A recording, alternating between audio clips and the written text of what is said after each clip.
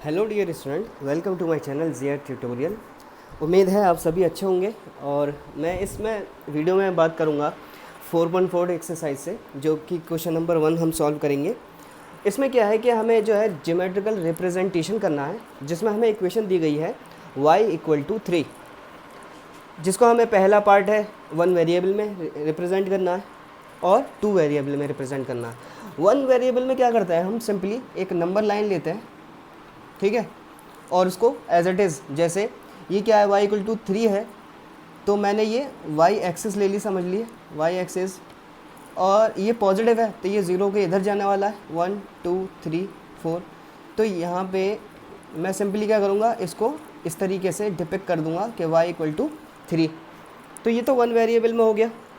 अब 2 वेरिएबल में करने के लिए हमें क्या करना होता है, कार्टेशियन प्लेन के अंदर शो करना होता है, जिसमें x और y दोनों की वैल्यू दिखानी पड़ती है, ठीक है।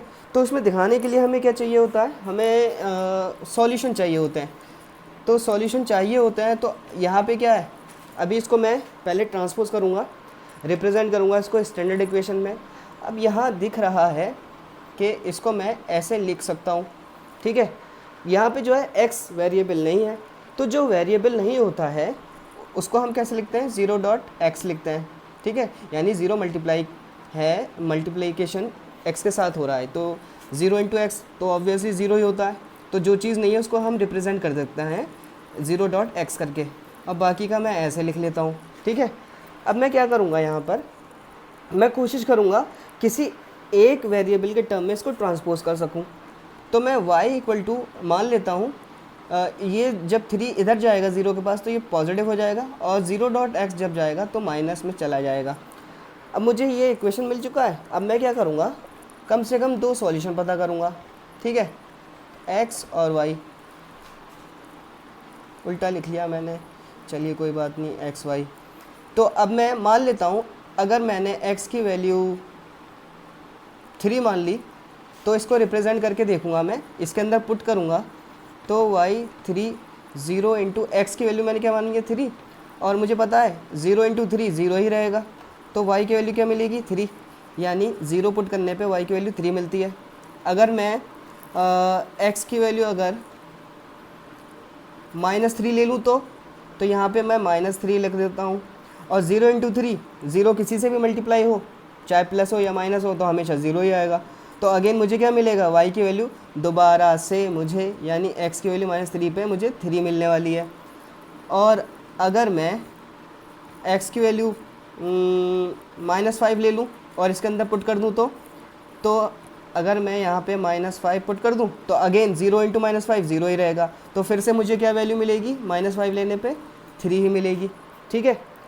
अब इसको लेकर मैं, ये 3 सॉल्यूशन मिले हैं, इसके इस्तेमाल से मैं इसको रिप्रेजेंट करूँगा 2 वेरिएबल्स में। तो क्या होता है, हम एक कार्टेशियन प्लेन ले लेते हैं और इस पर नंबरिंग कर देता हूँ मैं,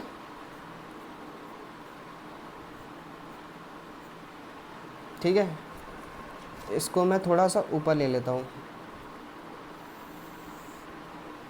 1 2 3 1 2 3 4 5, -1 -2 -3 -4 -5, एंड 1 2 3 1 2 3 -1 -2 -3। पहला देखा जाए अगर, तो x 0 पे कितना है, y 3 है, तो x 0 पे y 3 है, इसका मतलब वो यहीं पे ही आएगा।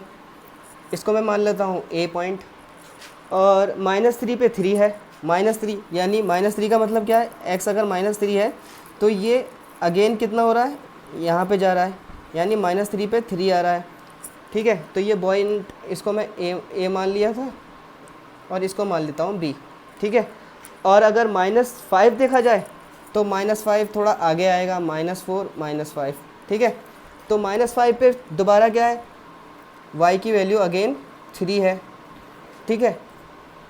तो अगर मैं इन तीनों पॉइंट को मिला दूं तो मुझे एक स्ट्रेट लाइन इस तरीके से मिलने वाली है, जिसके अंदर हमेशा ये जो दूरी रहेगी वो 3 यूनिट की रहने वाली है ऑल टाइम।